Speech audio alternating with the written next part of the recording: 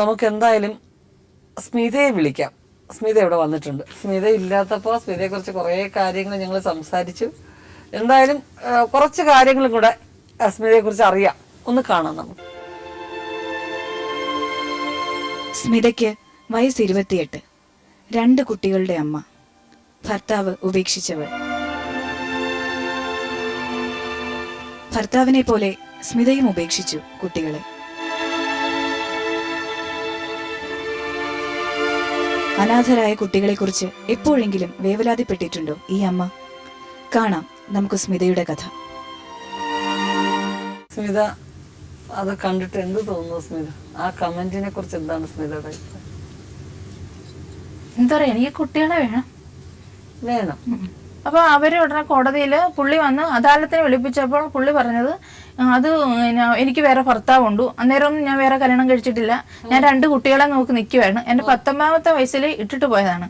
അന്നേരം പറഞ്ഞു എനിക്ക് വേറെ ഭർത്താവുണ്ട്, അങ്ങനെയാണ് ഇങ്ങനെയാണെന്നെല്ലാം പറഞ്ഞ് മേഡം അത് എനിക്ക് വേറെ ഭാര്യയും കുട്ടിയുണ്ട്, എനിക്ക് സ്മിതേനെ പിള്ളേരെയും കൂടെ നോക്കാൻ പറ്റൂല എന്ന് പറഞ്ഞു.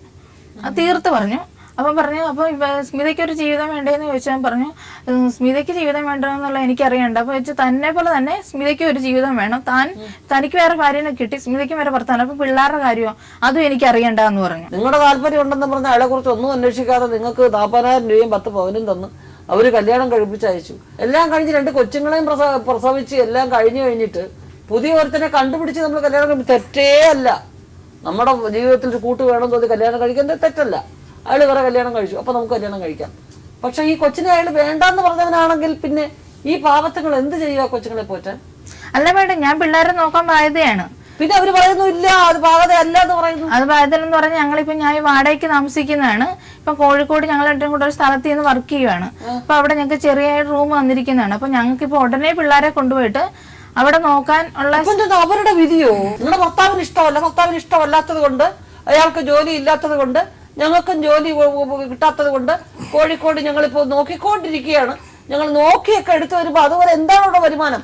ആ കുട്ടി നിങ്ങളുടെ അനിയത്തി എന്ന് പറയുന്നത് അത്ര നല്ല പെങ്കൊച്ചായതുകൊണ്ട് നല്ലോണം നോക്കിയ ചിറ്റമ്മയ്ക്ക് ഒരു മോളുണ്ട്.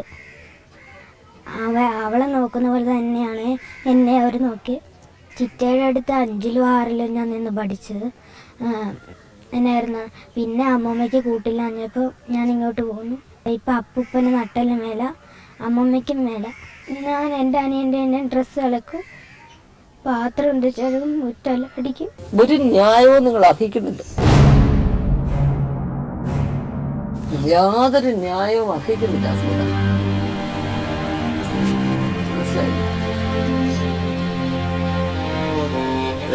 എന്താണ് പരിഹാരം മാർഗങ്ങൾ ആലോചിക്കുകയാണ് ചെയ്യാനുള്ളത്? ചെയ്തോട്ട് ശരിയല്ല, ഈ സ്ത്രീ ശരിയല്ല സാർ എന്ന് പറഞ്ഞിരിക്കണം. പോരാ, അവനെ വേണം, അവന്റെ കൂടെ പോയി എന്നാലും കിട്ടുന്ന എന്തെങ്കിലും ഒരു പങ്ക് അവർക്ക് അയച്ചു കൊടുത്താൽ അവർ അങ്ങനെയെങ്കിലും അവർ പോറ്റും. നിങ്ങൾ സംസാരിക്കാനുള്ള വേദന നിങ്ങൾക്ക് വേണ്ടി നിയമം പറയാൻ വേണ്ടി അവിടെ എല്ലാവരും ആൾക്കാർ ഇരിക്കും. ഞാൻ പറഞ്ഞു ചെലവിന് കൊടുക്കാന്ന്. എന്താ പറഞ്ഞു? ചെലവിന് കൊടുക്കാന്ന് പറഞ്ഞല്ലോ. അതെ, എപ്പോ കൊടുക്കാന്ന് ഞാൻ അമ്മയോട് പറയുന്നുണ്ട് ചെലവിന് എടുക്കാം. ഞാൻ വിളിച്ച അമ്മ ഫോൺ എടുക്കൂല, പിന്നെ എനിക്ക് വീട്ടിലോട്ടും ചെല്ലാൻ പറ്റത്തില്ല, പിന്നെ ഞാൻ എങ്ങനെ കൊടുക്കുന്നത്? എങ്കിലും പെറ്റമ്മയെ പോലെ ആവൂ. എന്തെങ്കിലും നമ്മളെ കൊണ്ട് കഴിയുന്നത് നിങ്ങൾ നോക്കത്തില്ല എന്നേ പറ. എന്തെങ്കിലും ഒരു മാസം നമ്മളെ കൊണ്ട് കഴിയുന്ന ഒരു സംഗതി അയച്ചു കൊടുത്തിട്ട് വേണ്ട, ഫോണിൽ കിട്ടില്ലെങ്കിൽ വേണ്ട. ആ കുഞ്ഞുങ്ങളെ നിങ്ങൾ കാണാനുള്ള അവസ്ഥ നോക്കണ്ടേ? നമുക്ക് നോക്കാം സ്മിതയെ കുറിച്ച് അയൽവാസികൾ എന്താ പറയുന്നത് നമുക്ക് നോക്കാം. പിള്ളേരെ നോക്കാനും ഈ പണിക്ക് പോകാനും 2ഉം അവരെ കൊണ്ട് നടക്കുന്നില്ല. പിന്നെ എങ്കിലും പിള്ളേർ അവർ എങ്ങനെയെങ്കിലും ഒക്കെ ആരെങ്കിലും അയൽവാസികളൊക്കെ ഒരുക്കി പള്ളിക്കൂടത്തിൽ വിടും. ആ സ്ത്രീക്ക് വെളുപ്പിനെ പോകണം ചായക്കടപ്പണിക്ക്.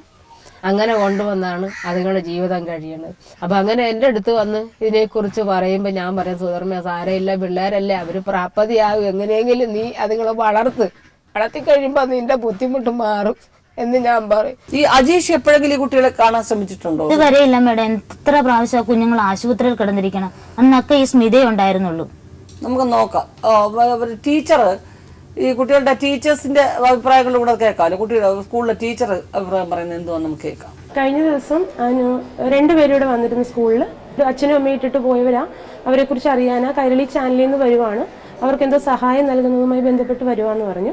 ഇവരെ കണ്ടപ്പോൾ ഞാനിങ്ങനെ ആ കുഞ്ഞുങ്ങളെ ഇട്ടിട്ട് പോയി, അച്ഛനും അമ്മയും ഇട്ടിട്ട് പോയി, അച്ഛൻ ആദ്യം ഇട്ടിട്ട് പോയി, പിന്നെ അമ്മ ഇട്ടിട്ട് പോയെന്ന് ഞാൻ പറഞ്ഞപ്പോൾ ഞാൻ പറഞ്ഞു രണ്ടുപേർക്ക് സ്നേഹമില്ലാത്തവരാന്ന് പറഞ്ഞ് ഞാൻ അല്പം ദേഷ്യപ്പെട്ട് സംസാരിച്ചപ്പോൾ പെട്ടെന്ന് ഇയാൾ പറഞ്ഞു ഞാനാ അവരുടെ അച്ഛനെന്ന് പറഞ്ഞു.